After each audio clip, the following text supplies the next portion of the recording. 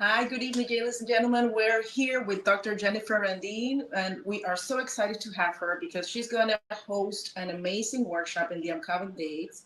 But I would love for you to hear from her first. How can she help us expand our knowledge and become better business people? So, without further ado, I would like to introduce Dr. Jennifer Randine.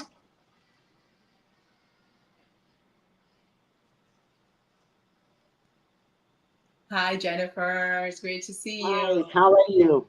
Nice to Great, be here. great. So honored to be in your presence and for you to share with us a little bit more about you so all the members can get to know you some more. Certainly.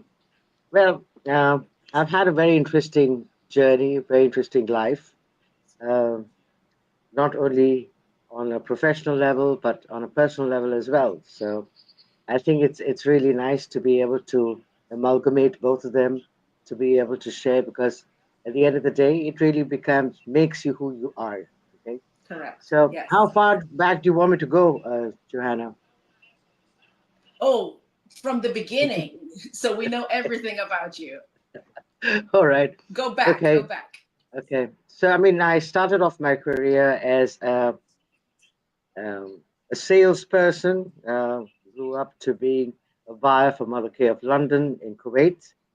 I started working in Kuwait. I'd never worked anywhere else before, right?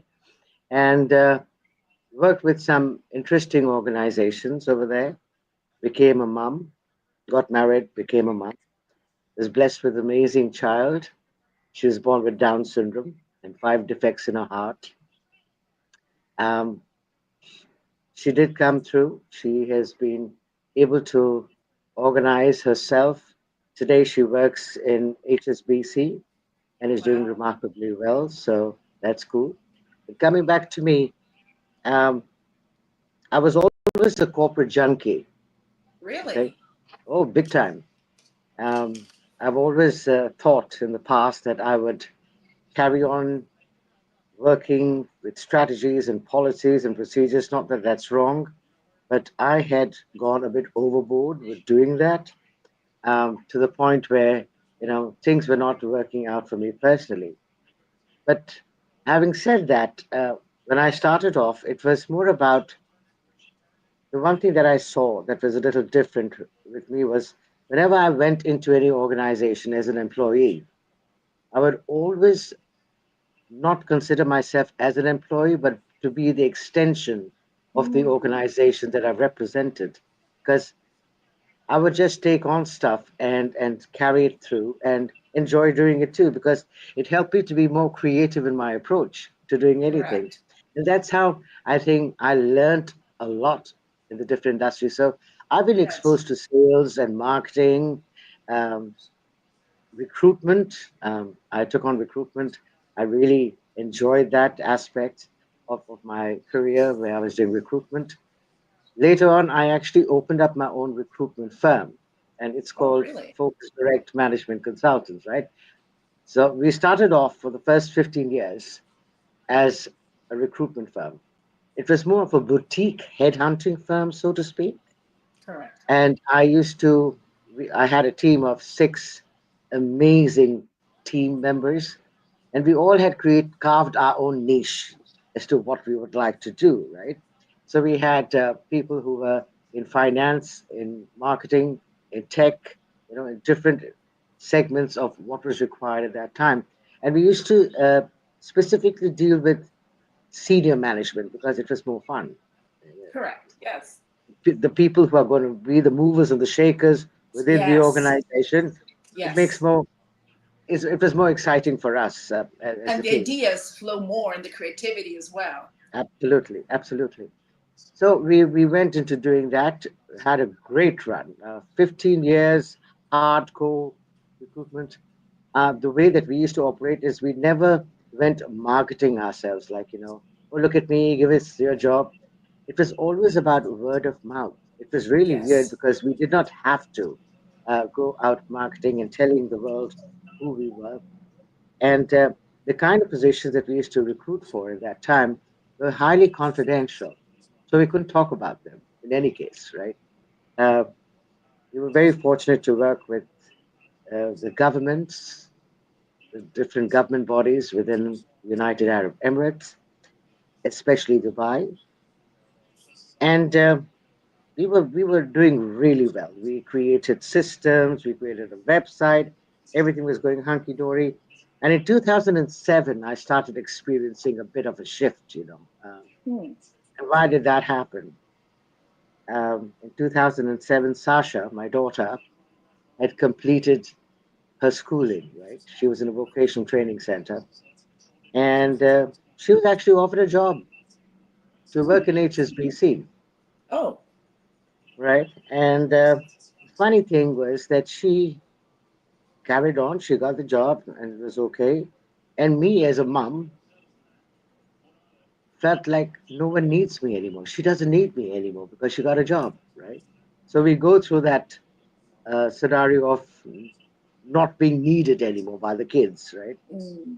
And I'm talking about this because this happens with everybody. Many people may project that Yes. it's not, but this is hardcore facts that actually culminates and makes us who we are, right? Correct. And that So also means that you completed your job so successfully that they're ready to attack the world by shoot, themselves. yeah. Anyways, so then she takes off, and then I go into this oblivion of, oh my God, what's happening here? No one needs me. So then I put all my energy into the clients and into the candidates, so to speak. And I started noticing that I was getting depleted, little by little. But then something interesting happened. It was more about me having to stop what I was doing because it was almost like being on a hamster wheel and getting nowhere. Okay. And I was doing the same thing over and over and trying to fix it and trying to fix it, but we were not getting anywhere. So finally, I decided that, okay, I'm going to call in the experts. I want them to come and s- check me out as a consultant, as a CEO. Am I operating well or not? So I got external consultants to come and evaluate my performance as a CEO. A very vulnerable position to put oneself in, I may add. So I gave them complete carte blanche. They came and they did whatever. Um, they came back after 2 weeks to say, we can't find anything wrong. Everything is actually running like a well-oiled machine. And I thought to myself, if that's running, why am I feeling so depleted, right? That's the time when it's strange. I used to ask questions for a living, Hmm. candidates, right? I never asked me some questions. So I had to ask myself some questions that were extremely uncomfortable. And when they were uncomfortable enough for you to stop, and that's why I created the SLA, the stop, listen, and ask questions, Wow. because it actually opens up the doors to different possibilities that we have not even explored before, right? So I had to ask some serious questions. And then I went on this rampage of traveling the world to try and figure out who I was. And that's when I did all those um, different certifications: data healing, landmark forum champion, emyth mastery with Michael Gerber. I became an empowerment energy master mentor. So I've done the silver method, Yes. access Which is one of my consciousness, and the whole. favorites, by the way. Silver method. Okay. Yes. So I did. I became a life success consultant with Bob Proctor. I was part of the Science of Getting Rich Foundation that he started off in Canada. I flew down from Dubai. So I did all of that, and then came to a point where it taught me a lot. Each and every modality teaches you a lot about yourself and how to relate to yourself. But then I took a step back and I saw that, okay, all of these beautiful modalities are working to a certain level. And then after that, you don't know what else to do. So one has to actually take time. So I took time to evaluate all the modalities to get to know precisely who I was in relation to that, because each one of us is unique. We've got to get that. We Yes. cannot have one size fits all. It doesn't work, right? And so then I started evaluating myself in relation to all of the stuff going on around me, and got to see that there were different modalities taking you to a certain level, and then it used to stop. Okay, so you have the mind, and then you have the body, and then you have the being, and then you have consciousness, and then And then what? Right? So we have to partake of this journey ourselves. And so I thought, why not change and shift how I approach everything in my life? And in the meantime, what happened with my business, it was really weird because I was going through this massive change.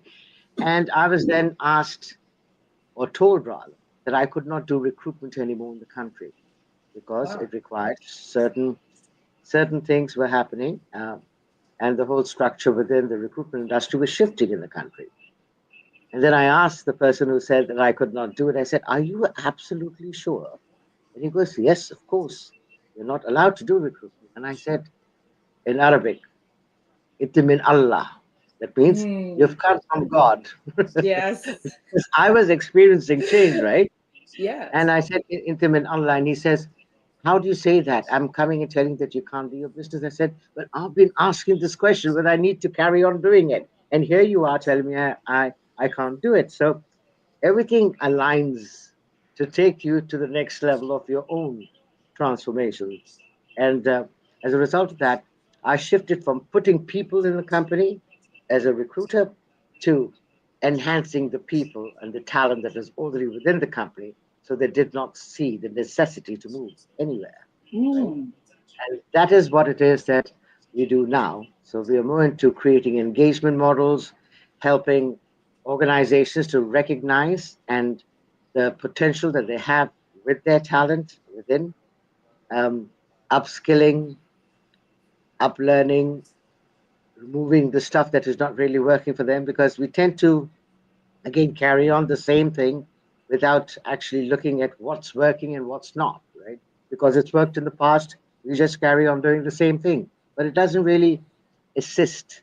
So we have to bring in the new ways of operating, and it's more about how do we connect with people within a company because Correct. again one size does not fit all, and it requires the engagement, and that's why I call it the engagement model because you need to engage with people, you need to find out who they are, what are their amazing skill sets, how do they operate, what makes them get excited, and tailor make the systems, the policies and procedures in a way that facilitates growth within the organization, right?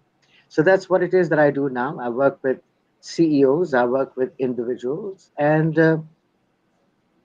it's really interesting because I've worked with different concepts. So it's the mind, the business, how it is that you're operating, your operating systems, because most of the time our operating systems limit us from really becoming grander versions of ourselves individually and collectively.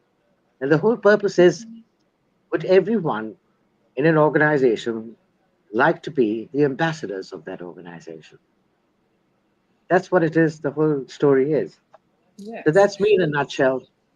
And I what a try to concise nutshell. it. I have a question for you. Have you seen a shift after and before and after the pandemic? And if so, what are the changes that you have been able to evidence? I think that's a brilliant question, Joanna. The first and foremost, what I saw was that people have become more innovative and more creative. Okay, people who used to think that they have to go to the office and then they will do their work.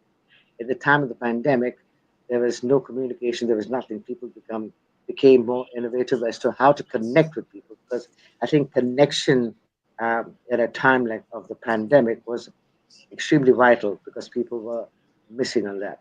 So I think Zoom made a major killing when the pandemic was on. And I've seen that people now reach out more. They're Mm. open to communicating. They're opening up to um, picking up the phone, having a chat, and connecting on Zoom. So those barriers about you only have to do it within this time frame, and when you're in the office, all those have been totally eradicated. So there's more openness now, and I think that is what is really required. So people actually are innovative, creative, and are coming up with different ways of operating. One had to become creative. I mean, I enjoyed podcasting. I used to interview people left, right, and center because I enjoyed it. And I guess the people that I interviewed enjoyed it too. So it was more about those kind of changes that I have seen. What were the three questions that you had to ask yourself when you saw all this change and you have to pivot back in the day? Great question. So one of the things that I believe that I had to ask was number one, am I in my own way? I had to ask myself, what is stopping me from being the brilliant person that I have been? What's stopping me? Okay. And I What was don't wait. stopping you? So we don't wait for answers and wait in our head. It was more Yes. about it had to be my way or it was the highway. Mm, I told you I was a corporate junkie, right? So yes. having a certain method of operating, certain way of talking, certain way of doing things had to be meticulous and perfect. And if it was not this way, it was wrong.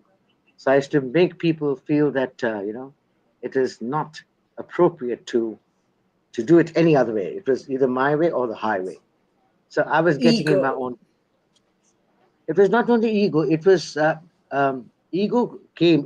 Was laced with ego, if you know what I mean. But Yes. it was more about I know the subject matter, so don't tell me. I've got all the answers. Yes. Okay, so I had to learn to get out of my own way. So I was asked the question, what's stopping me from becoming more of me? The second question that I asked was, is there a different way of doing this? Okay, is there a different way of doing this? And the third, most important one was, what's good about this I'm not getting? Hmm. Because we tend to go into judging ourselves, Johanna, okay? And when we judge ourselves, we limit ourselves simultaneously. Nothing new can show up. Either Yes. if you're judging you, judging someone else, or something else, even nothing new can come in because your mind will stop it immediately because you've got to maintain the status quo. So that's why I call myself the Maverick. I'm here to disrupt status quo And I love that it. allows people to grow and to Yes. explode. I love that. Yep.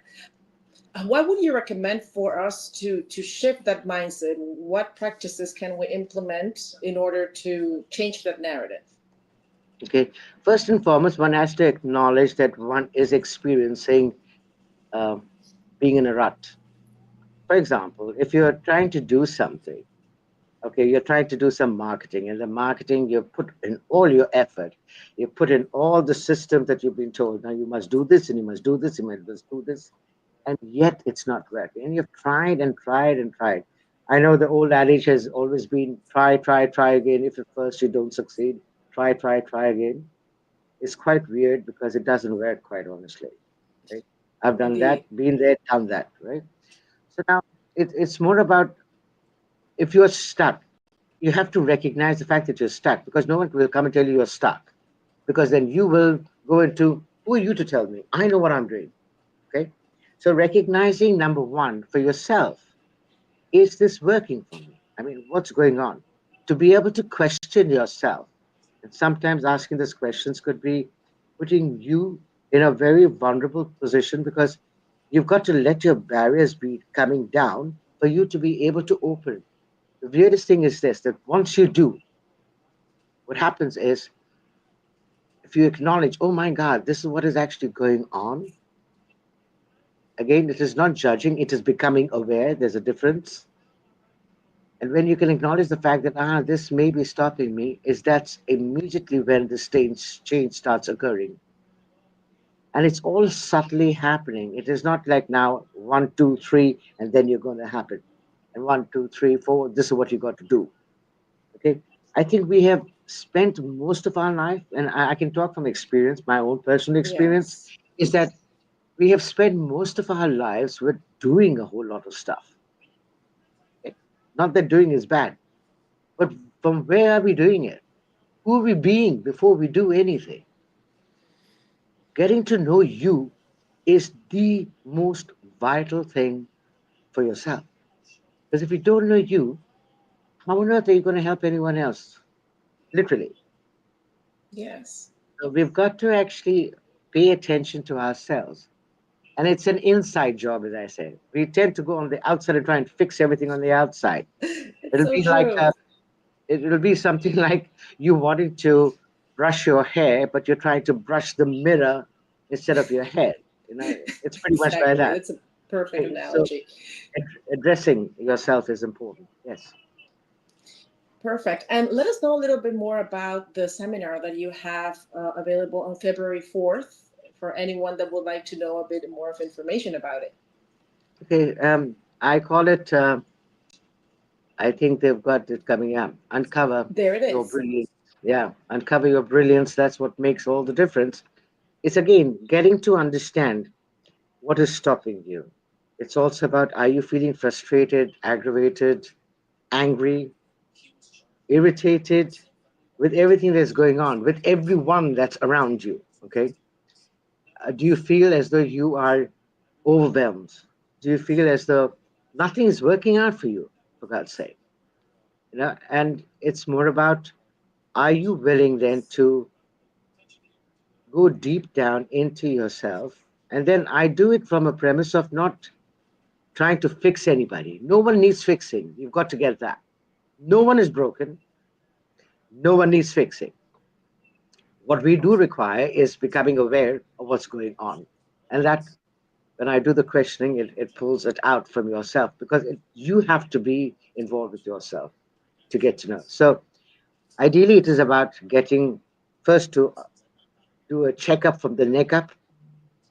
The checkup from the neck up is where this part is, where our Yes. thoughts are running the show. Okay. And we have to examine our thoughts. Are they working for us or are they working against us? So I will do a couple of exercises on that. The second part is like, what actually brings you joy? Is what it is that you need to employ, is what it is I say all the time. If it's not bringing you joy, why the hell are you doing it? Okay? Is it a job? Is it money? Is it, what are you trying to prove? Essentially, if you're not bringing your whole self to what it is that you do, can you see there may be some lack and limitation in doing that? So cultivate what brings you joy so that you can actually be your authentic self, getting to be your authentic self, and then bringing what it is that you do to to everyone around you, because then it will be received properly, right?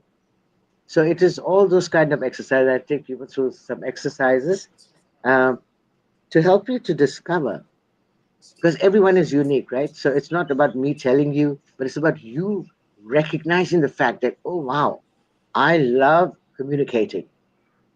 Okay. Now, when I shifted and changed, the reason I'm saying this now is that I had certain skills. I could talk, I could question, I could initiate, I could negotiate. So those were the stuff that I was doing when I was a recruitment, but those are transferable skills. Can I take them somewhere else? So instead of getting stuck in some place, look at the amazing skills that you are comprised of and use them to your advantage. It takes a little bit of creativity. It takes a bit of you putting down your barriers and looking at what you already have. We all have gifts. I truly believe that each one of us is a gift. Yes. Question is, are we willing to uncover that gift? Correct. What happens Especially, then?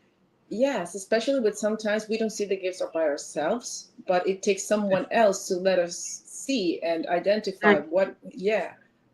Okay, so that's what it is. And the other thing is this, that if we uncover and discover our own unique brilliance, that's what makes the difference, is what the heading is.